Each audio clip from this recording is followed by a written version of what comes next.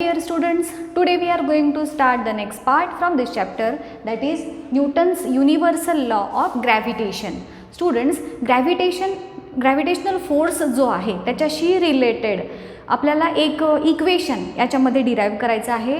हा पार्ट जो आज आपण बघतोय तो खूप महत्त्वाचा आहे. 3 मार्क्ससाठी तुम्हाला याच्यावरती क्वेश्चन्स विचारले जातात आणि चॅलेंजिंग असे क्वेश्चन्स की जे 1 मार्क्ससाठी असतात ते देखील या पार्टवरती तुम्हाला विचारले जातात आणि ते सॉल्व कसे करायचे ह्याची एक छोटीशी आयडिया मी तुम्हाला नंतर देणार आहे, ह्याच लेक्चरमध्ये देणार आहे.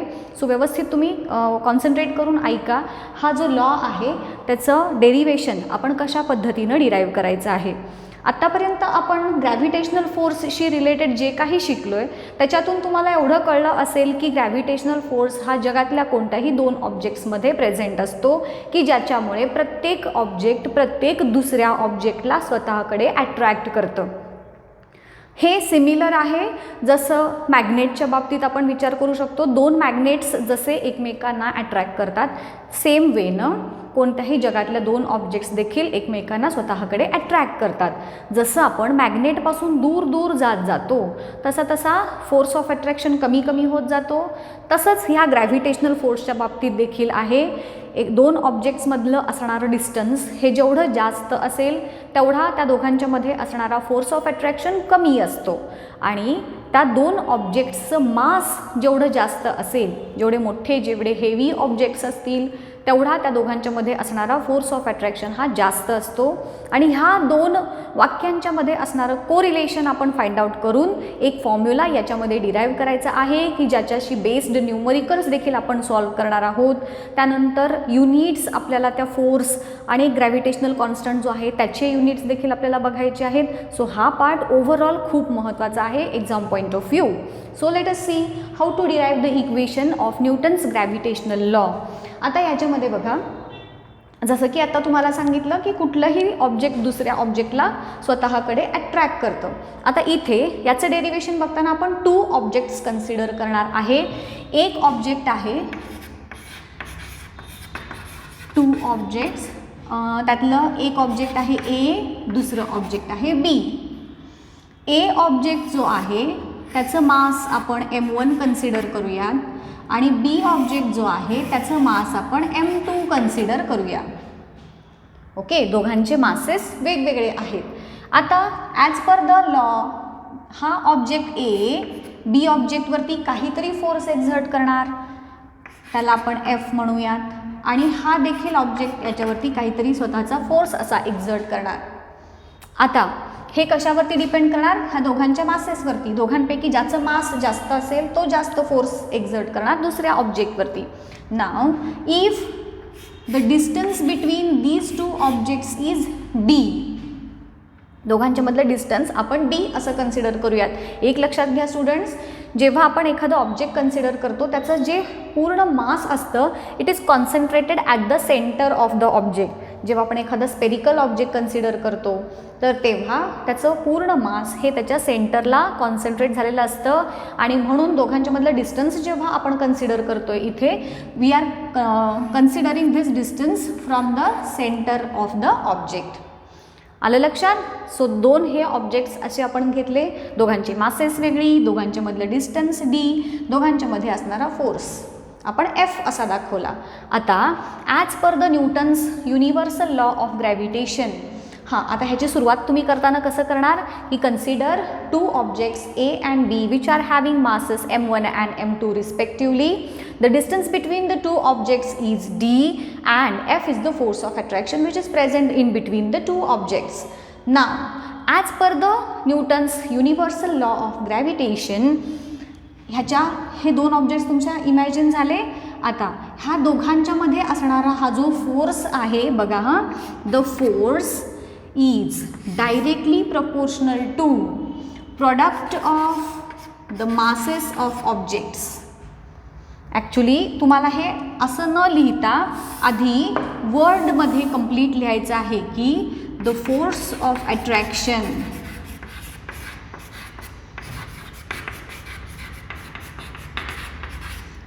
between 2 objects is directly proportional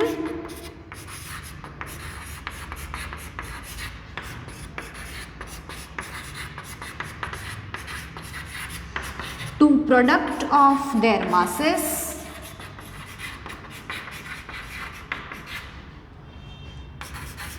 दोन ऑब्जेक्ट्सचे जे मासेस आहेत त्यांचं मल्टिप्लिकेशन त्याच्याशी डायरेक्टली प्रपोर्शनल आहे. म्हणजेच मास वाढला की फोर्स ऑफ अट्रॅक्शन वाढणार. एकदम सिम्पल वेमध्ये जर सांगायचं झालं तर. And inversely proportional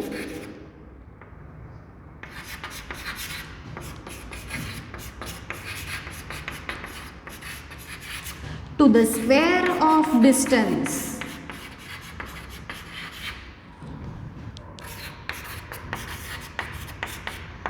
between them.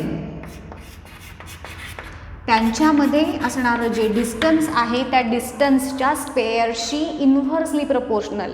आता हा आपला लॉ झाला, Newton's universal law of gravitation. जर स्टेट करा असं तुम्हाला सांगितलं तर तुम्ही हे लिहिणार की two objects A and B are having masses m1 and m2, distance एवढा आहे, फोर्स एवढा आहे, then the force of attraction हे जे खाली आहे ते एवढं पूर्ण एक्सप्लेनेशन झालं की तुमचं युनिव्हर्सल लॉ ऑफ ग्रॅव्हिटेशनचं स्टेटमेंट झालं.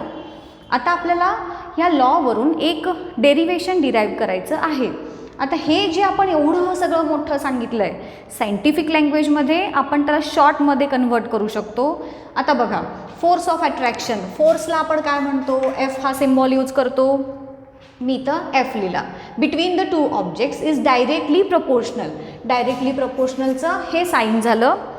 कशाशी, तर प्रोडक्ट ऑफ देअर मासेस, त्या दोन ऑब्जेक्ट्सच्या मासेसचं प्रोडक्ट. आता इथं ऑब्जेक्ट आहे ए, त्याचं मास आहे m1, दुसरा ऑब्जेक्ट आहे बी, त्याचं मास आहे m2. सो हे एवढं जे फर्स्ट सेंटेन्स आहे इथंपर्यंतचं त्याला मी ह्या पद्धतीनं इक्वेशनच्या फॉर्ममध्ये कन्व्हर्ट केलं. ह्याला मी सपोज इक्वेशन नंबर 1 म्हटलं. पुढचं वाक्य काय आहे, and it is inversely proportional to the square of distance. आता इन्व्हर्सली प्रपोर्शनल कसं लिहितो, फोर्स हा इन्व्हर्सली प्रपोर्शनल म्हणजे न्यूमरेटरमध्ये आपण 1 लिहितो. कशाशी इन्व्हर्सली प्रपोर्शनल आहे, स्क्वेअर ऑफ डिस्टन्स. डिस्टन्स आपण डीनं रिप्रेझेंट केलं आहे, त्याचा स्क्वेअर म्हणजे डीचा स्क्वेअर.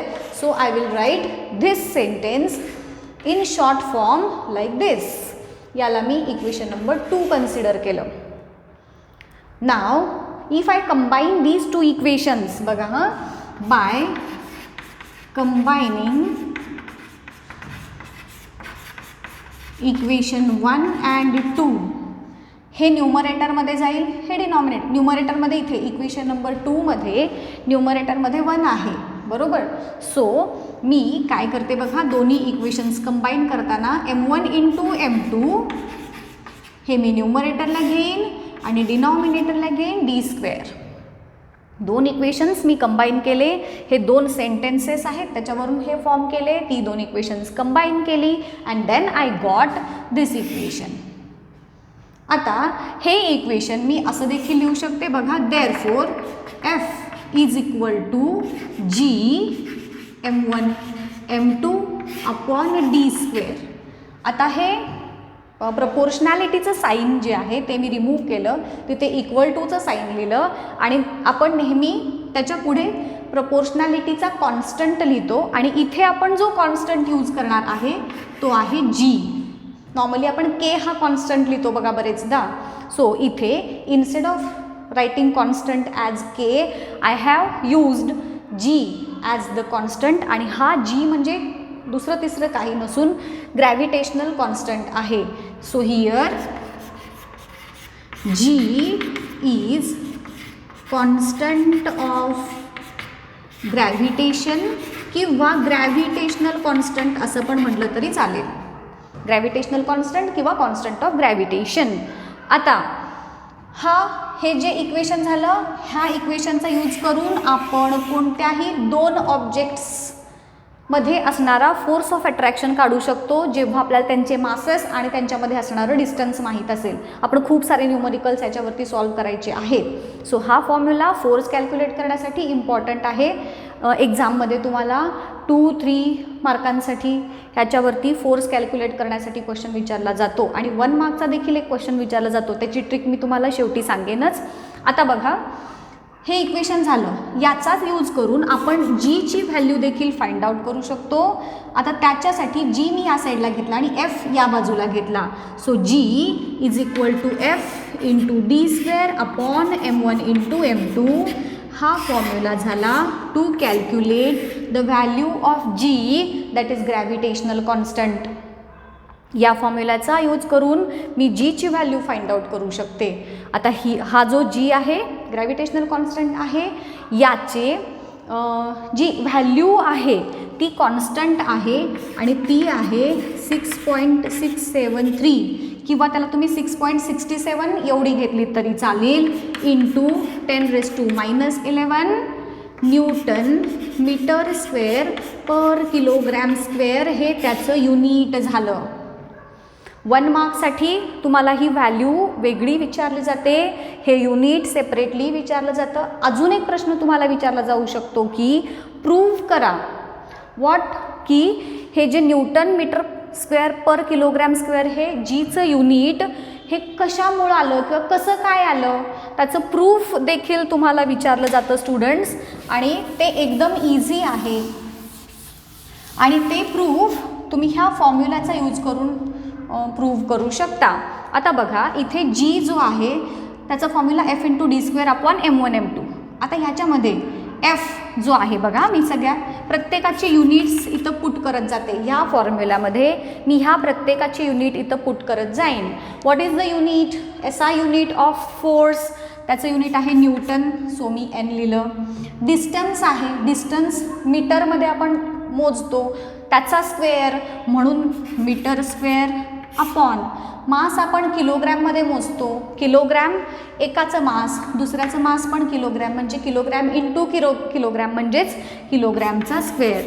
सो जेव्हा तुम्हाला समजा हे प्रूव्ह करायला किंवा एक्सप्लेन करा why the unit of G is newton metre square per kilogram square असा क्वेश्चन विचारला तर तुम्ही सांगाल SI unit of force is newton, SI unit of distance is metre, SI unit of mass is kilogram.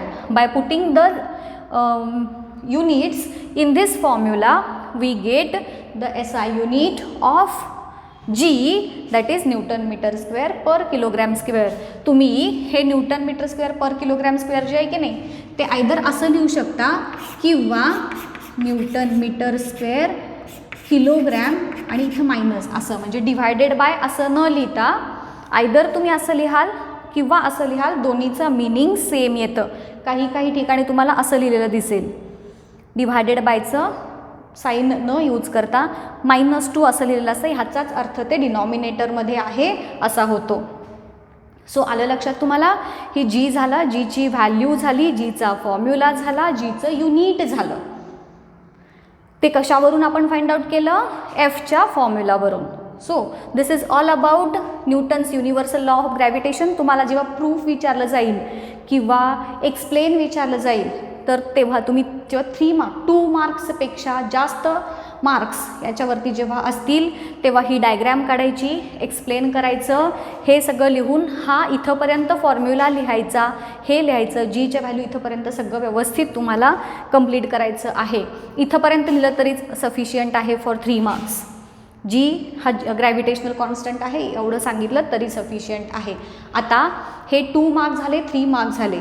1 मार्कचे question जे challenging असतात, challenging म्हणजे थोडंसं thought provoking म्हणतो आपण, पटकन लक्षात येत नाहीत, काय विचारलं जातं बघा. आता इथेच ह्याच्यातच एक एक्झाम्पल मी तुम्हाला देते बघा. सपोज हीच डायग्रॅम आहे, सेम डायग्रॅम आहे आणि याच्यामध्ये जर F is equal to G M1 M2 upon D square असेल, या केस करता जर एफचा फॉर्म्युला हा असेल तर या केससाठी एफचा फॉर्म्युला जो आहे तो काय असणार, असा जर प्रश्न तुम्हाला विचारला, 1 मार्क्ससाठीच विचारलं जातं तर काय करायचं बघा, गोंधळून जायचं नाही. हा सेम फॉर्म्युला यूज करायचा आहे आपल्याला तिथे देखील. आता इथे जी M1 M2 दोघांचे मासेस तर सेम आहेत, फक्त काय चेंज झालं आहे, डिस्टन्स चेंज झालं आहे. किती चेंज झालं आहे, डबल झालं आहे. मग ही जी व्हॅल्यू आहे की नाही डिस्टन्सची ती मी या इक्वेशनमध्ये पुट केली, दॅट इज 2d आणि त्याचा स्क्वेअर, 2चा स्क्वेअर दॅट इज 4 आणि d square as it is, आणि हे सगळे कॉन्स्टंट आहेत. म्हणून जेव्हा दोन ऑब्जेक्ट्समधलं डिस्टन्स डबल झालं की फोर्स जो आहे तो काय झाला, 4 टाईम लेस झाला. म्हणजेच F इज इक्वल टू 1/4 जे इथं आहे ते, आणि इथे d स्क्वेअर तुम्ही म्हणाल. हे वरचं का नाही लिहिलं, कारण हे चेंज नाही होत आहे ना, म्हणजेच हे कॉन्स्टंट आहे या केसमध्ये. आता समजा जर दोघांपैकी एखाद्या ऑब्जेक्टचं मास आपण डबल केलं, आपला फॉर्म्युला काय आहे, force is directly proportional to product of masses and inversely proportional to square of distance. म्हणजे मास वाढलं की फोर्स वाढणार, डिस्टन्स वाढला की फोर्स कमी होणार, असा याचा अर्थ आहे की नाही.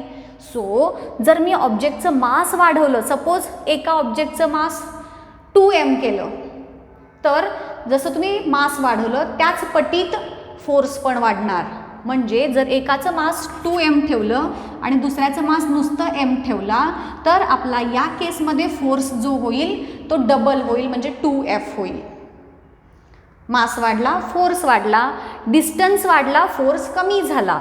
आता इथे 4d स्क्वेअर म्हणजे 4 पटीनं जे आहे तो फोर्स कमी झाला. याच्यात आलं लक्षात, दुप्पट डिस्टन्स वाढवलं, त्याचा 2चा स्क्वेअर आहे की नाही, म्हणून 4 पटीनं फोर्स कमी झाला, असा याचा अर्थ होतो. ठीक आहे. आता 1/4 इथे आपण डायरेक्टली असं घेऊ शकतो, एवढं लिहिलं तरी सफिशियंट आहे. आणि मग खाली तुम्ही वर्ड्समध्ये लिहाल की the force become 4 times less. So हे 1 मार्क्ससाठी जेव्हा क्वेश्चन्स विचारतात तेव्हा तुम्हाला जस्ट काय करायचं आहे, जी व्हॅल्यू दिली आहे ती या फॉर्म्युलामध्ये पुट करायची आणि सॉल्व करत जायचं ह्या पद्धतीनं. असाच प्रश्न आहे, ह्याच्यापेक्षा वेगळं 1 मार्कमध्ये तुम्हाला विचारलं जात नाही. सो सोपं आहे. हा युनिव्हर्सल लॉ ऑफ ग्रॅव्हिटेशन तुम्हाला समजला असेल. नसेल जर काही याच्यामध्ये समजलं, काही अडचण आली असेल तर तुम्ही मला कमेंट करून विचारू शकता. मी तुमच्या क्वेश्चनचे आन्सर्स देतच राहीन.